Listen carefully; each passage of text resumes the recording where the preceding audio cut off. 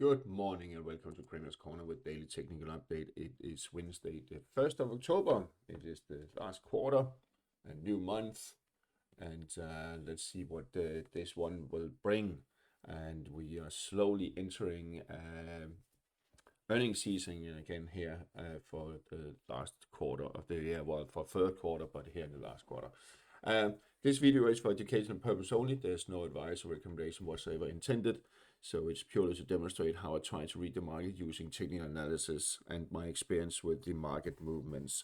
And today, let's start with two pharma companies. Pharma and biotech, or healthcare in general, were very strong yesterday in the US markets, but Novo Nordisk, one of the big ones in the world, on Wegovy, the weight loss product, and also insulin, is still experiencing some weakness. However, we have built this slightly bullish trend here on also on the medium term. You can see it's trying to build a base. I think we have seen the bottom, but it is still facing some struggling. However, we are still in a slightly bullish tone and slightly bullish trend as long as we stay above 328.5 here. If we close below and RSI closes back below 40, well, then we could see another push lower. But I think we will see it trying to slowly crawl a little bit higher here. But it will be not with our stock. The big firing round is ongoing, or has been ongoing around the world.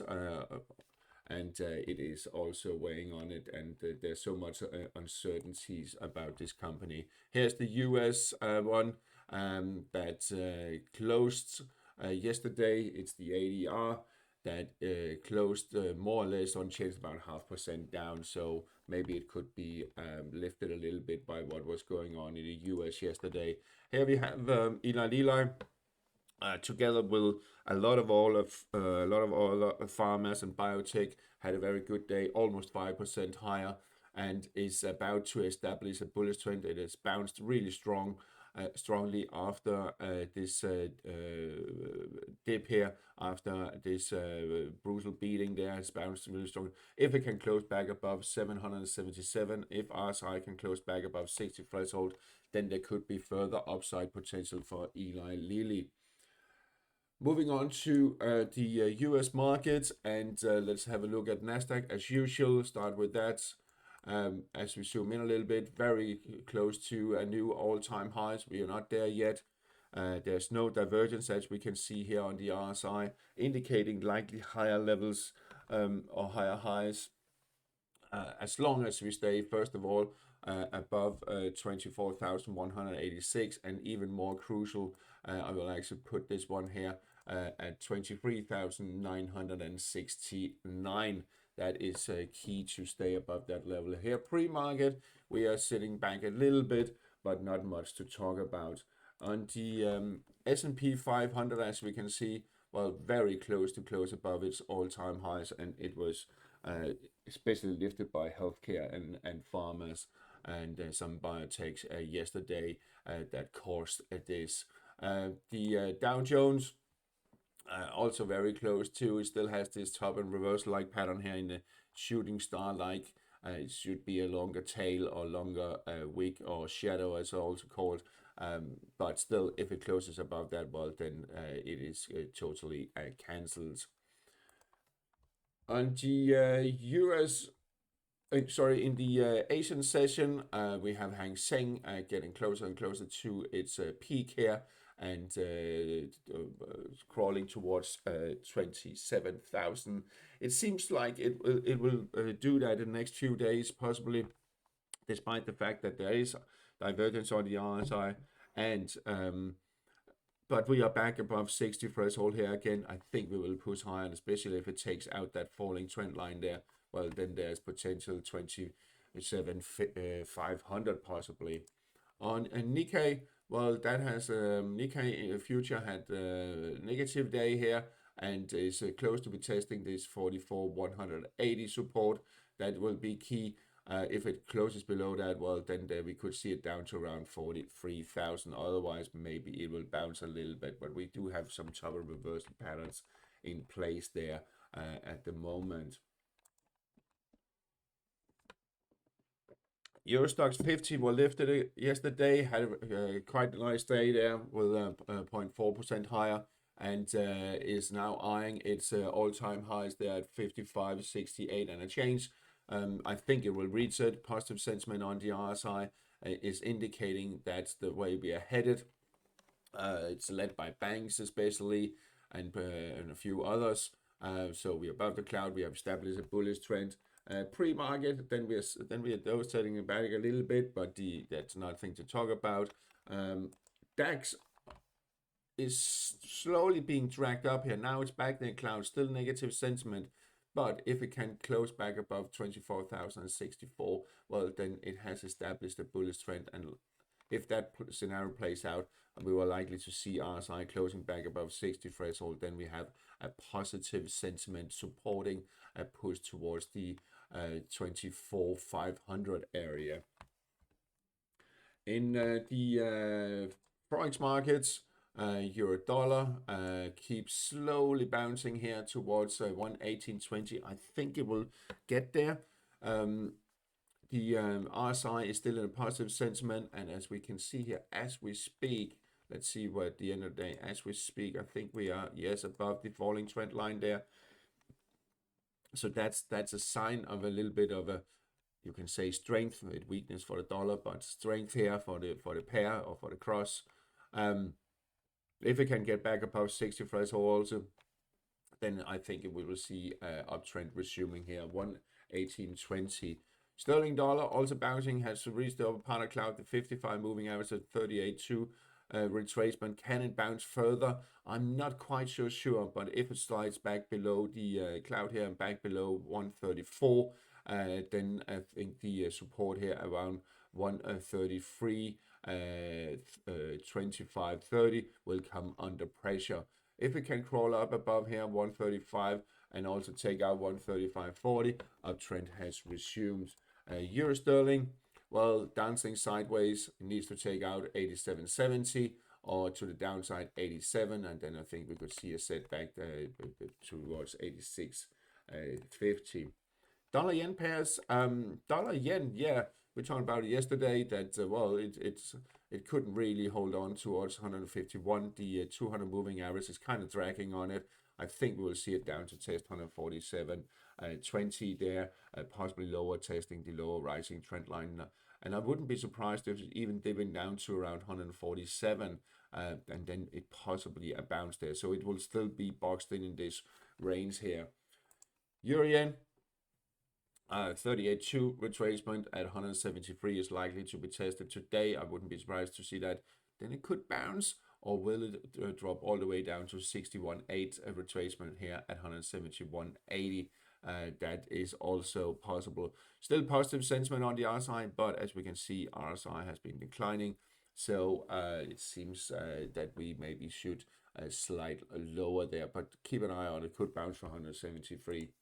Aussie yen, I think it will test the support there at 97.23.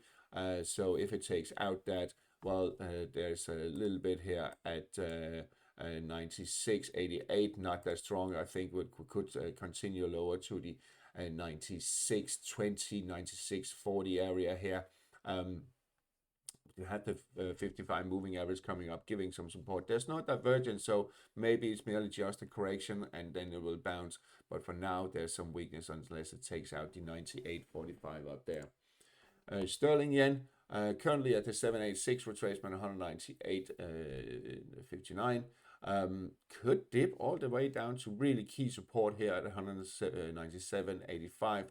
That would be key. We have 100 moving average coming up. We have the cloud support, and we have the RSI just above 40 threshold. If it closed below, well, then we could see it lower there to 195. Let's see if it won't bounce. I think it will maybe, but we have actually established a bearish trend, lower low, lower high, and lower low. So we're actually now in a bearish trend. Let's see if it will follow through.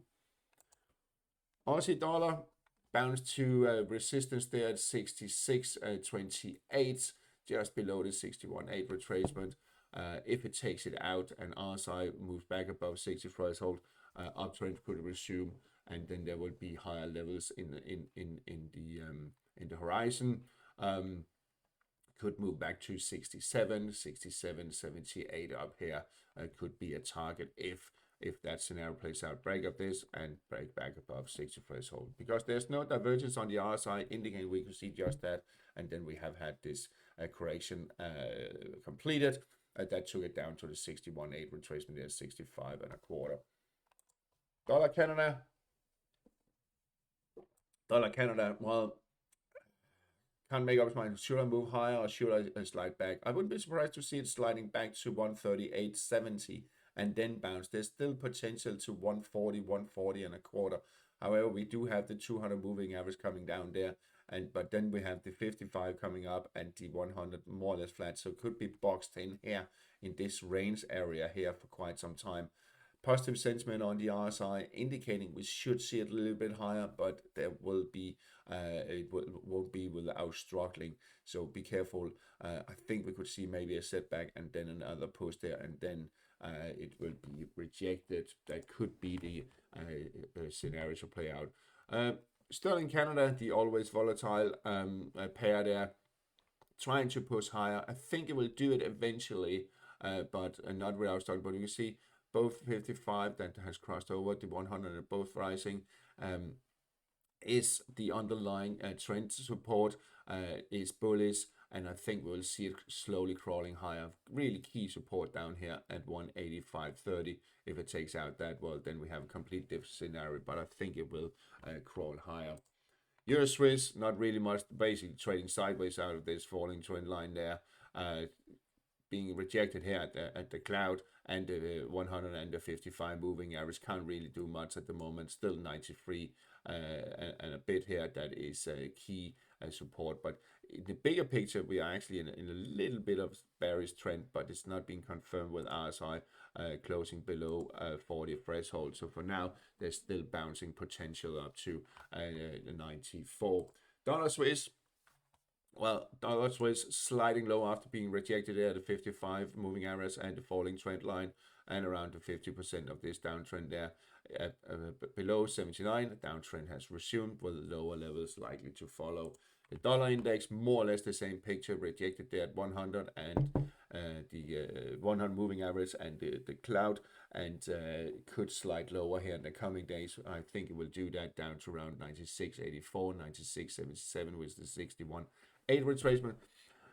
Close below, and the downtrend has resumed. RSI got rejected at 60 threshold, still negative sentiment, so I think that's the scenario that will play out. If it moves back above 98.29, well, then we have a different situation. On the metals, it keeps on giving.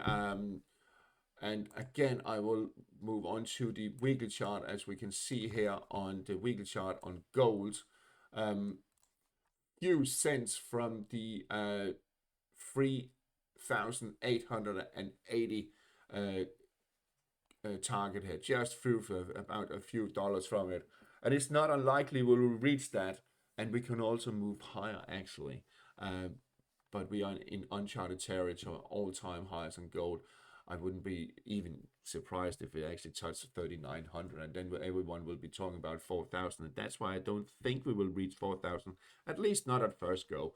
We are extremely stretched here, as you can see, but for now, it is a fairly strong trend, but we are stretched, so be careful. If you enter long position, you can suddenly see a dip, and we saw a lot of volatility yesterday, so be careful out there. The silver also had a bit of a correction yesterday. It didn't materialize into much. I did talk about some other guys about it, that at that time we could see it dipping down to around 4,500, but it didn't do that. So now and now it spiked higher. We are getting closer and closer to the 2011 peak, just below $50. And if we just very quickly, if you haven't seen it before, we can see that's where we are, 49.84, very, very close to. And I think we'll reach it eventually. The platinum in a correction mode there seems dipped to, well, 38.2 almost, and then bounce. We could still see it's more volatile than the other ones, and we could still see it dipping lower. If it takes out the lows from yesterday, then I think we could see it down to 14.58 and then higher. But we are also in a bullish trend on platinum above the resistance there at 15.20 once again. Copper, on the other hand, is living its own life, and of course, it's not a precious metal; it's a base metal. And 495 here, key resistance to observe. Positive sentiment on the RSI. We could see it testing it, but 55 still declining, kind of dragging on a little bit. On the energy side, WTI crude oil. Still this range here, 61.45. If it takes out that, then a 60 level could come under pressure. Brent crude oil that did this false break here because it was not confirmed by the RSI. Then it got hammered back down, spiked above the 200 moving average, and $65 down here, key support. European nat gas, well, after just taking out the upper falling trend line, but didn't follow through with a close above the, or push up to the key resistance there at 33.44, has now been hit by selling pressure, taking out the rising trend line, taking out minor support here at 31.60. I think we'll see it testing 31.11 here fairly soon and could continue down to around 30 euros. Negative sentiment on the RSI is indicating likely lower levels. On the other hand, US nat gas is crawling higher. As we talked about, we could reach this. I think we could also see it pushing up to, if it moves back above the cloud, up to 346 and stays up there, well, then we could see it pushing high in the coming weeks. Maybe someone is expecting a cold winter in US, I don't know. Positive sentiment on the RSI indicating likely higher levels.